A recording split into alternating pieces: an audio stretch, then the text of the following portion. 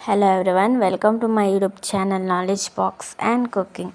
ಇವತ್ತು ನಾನು 6ನೇ ತರಗತಿಯ ಕನ್ನಡ ವಿಷಯಕ್ಕೆ ಸಂಬಂಧಿಸಿದ ಪಾಠ ದೊಡ್ಡವರ ದಾರಿ ಈ ಪಾಠದ ಪ್ರಶ್ನೋತ್ತರಗಳನ್ನು ನಾನು ಇಂದು ಹಂಚಿಕೊಳ್ತಾ ಇದ್ದೇನೆ.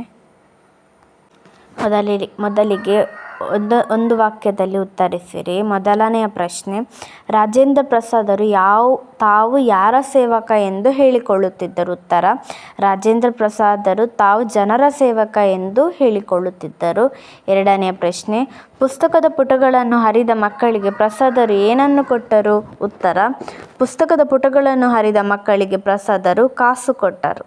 ಮೂರನೆಯ ಪ್ರಶ್ನೆ, ಯಾವುದು ಒಳ್ಳೆಯ ಅಭ್ಯಾಸವಲ್ಲ ಎಂದು ಪ್ರಸಾದರು ಮಕ್ಕಳಿಗೆ ಹೇಳಿದರು? ಉತ್ತರ, ಪುಸ್ತಕದ ಪುಟಗಳನ್ನು ಹರಿದು ಹಾಕುವುದು ಒಳ್ಳೆಯ ಅಭ್ಯಾಸವಲ್ಲ ಎಂದು ಪ್ರಸಾದರು ಮಕ್ಕಳಿಗೆ ಹೇಳಿದರು. ನಾಲ್ಕನೆಯ ಪ್ರಶ್ನೆ, ಜಾಮಿಯಾ ಎಲ್ಲಿದೆ? ಜಾಮಿಯಾ ಮಿಲಿಯಾ ದೆಹಲಿಯಲ್ಲಿದೆ. ಐದನೇ ಪ್ರಶ್ನೆ, ಜಾಕಿರ್ ಹುಸೇನರು ವಿದ್ಯಾರ್ಥಿಗಳಿಗೆ ಬುದ್ಧಿ ಕಲಿಸಲು ಯಾವ ವೇಷ ಹಾಕಿದರು? ಉತ್ತರ, ಜಾಕಿರ್ ಹುಸೇನರು ವಿದ್ಯಾರ್ಥಿಗಳಿಗೆ ಬುದ್ಧಿ ಕಲಿಸಲು ಬೂಟ್ ಪಾಲಿಶ್ ಮಾಡುವವನ ವೇಷ ಹಾಕಿದರು. ಮುಂದಿನ ಪ್ರಶ್ನೆ ಹೀಗಿದೆ, ಈ ಕೆಳಗಿನ ವಾಕ್ಯಗಳನ್ನು ಯಾರು ಯಾರಿಗೆ ಹೇಳಿದರು? ಮೊದಲನೇ ಪ್ರಶ್ನೆ, ನೋಡಿ ಮಕ್ಕಳೇ, ಪುಸ್ತಕಗಳು ಜ್ಞಾನದ ಭಂಡಾರ. ಉತ್ತರ, ಈ ಮಾತನ್ನು ರಾಜೇಂದ್ರ ಪ್ರಸಾದರು ಮಕ್ಕಳಿಗೆ ಹೇಳಿದರು. ಎರಡನೇ ಪ್ರಶ್ನೆ, ತಾತ, ನಾವು ಇನ್ನು ಮುಂದೆ ಎಂದೂ ಪುಸ್ತಕಗಳ ಪುಟಗಳನ್ನು ಹರಿಯುವುದಿಲ್ಲ. ಉತ್ತರ, ಮಕ್ಕಳು ರಾಜೇಂದ್ರ ಪ್ರಸಾದರಿಗೆ ಈ ಮಾತನ್ನು ಹೇಳಿದರು.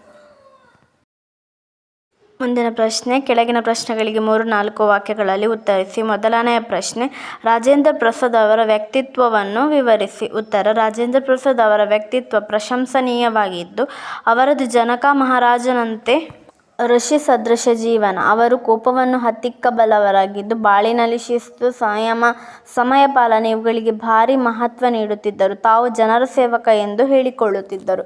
ಎರಡನೇ ಪ್ರಶ್ನೆ ಹೀಗಿದೆ, ವಿದ್ಯಾರ್ಥಿಗಳಿಗೆ ಬುದ್ಧಿ ಕಲಿಸಲು ಜಾಕಿರ್ ಹುಸೇನ್ ಏನು ಮಾಡಿದರು? ಉತ್ತರ, ವಿದ್ಯಾರ್ಥಿಗಳಿಗೆ ಬುದ್ಧಿ ಕಲಿಸಲು ಜಾಕಿರ್ ಹುಸೇನ್ ರವರು ವಿಶ್ವವಿದ್ಯಾನಿಲಯದ ಪ್ರವೇಶದ್ವಾರದಲ್ಲಿ ಒಬ್ಬ ಬೂಟ್ ಪಾಲಿಶ್ ಹಾಕುವವನ ವೇಷದಲ್ಲಿ ಕೈಯಲ್ಲಿ ಪಾಲಿಶ್ ಡಬ್ಬಿ ಬ್ರಷ್ ಹಿಡಿದು ಕುಳಿತಿದ್ದು, ಒಂದಿಬ್ಬರಿಗೆ ಪಾಲಿಶ್ ಕೂಡ ಮಾಡಿದ್ದರು.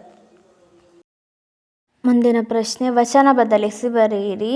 ಗಿಡ ಗಿಡಗಳು, ತಮ್ಮಂದಿರು ತಮ್ಮ, ಪತ್ರಗಳು ಪತ್ರ, ಮಗು ಮಕ್ಕಳು. ಮುಂದಿನ ಪ್ರಶ್ನೆ, ಪುಲ್ಲಿಂಗ ಅಥವಾ ಸ್ತ್ರೀಲಿಂಗ ರೂಪಕ್ಕೆ ಪರಿವರ್ತಿಸಿ ಬರೆಯಿರಿ. ಅವನು ಅವಳು, ಇವಳು ಇವನು, ಗೌಡತಿ ಗೌಡ, ಶರಣ ಶರಣೆ.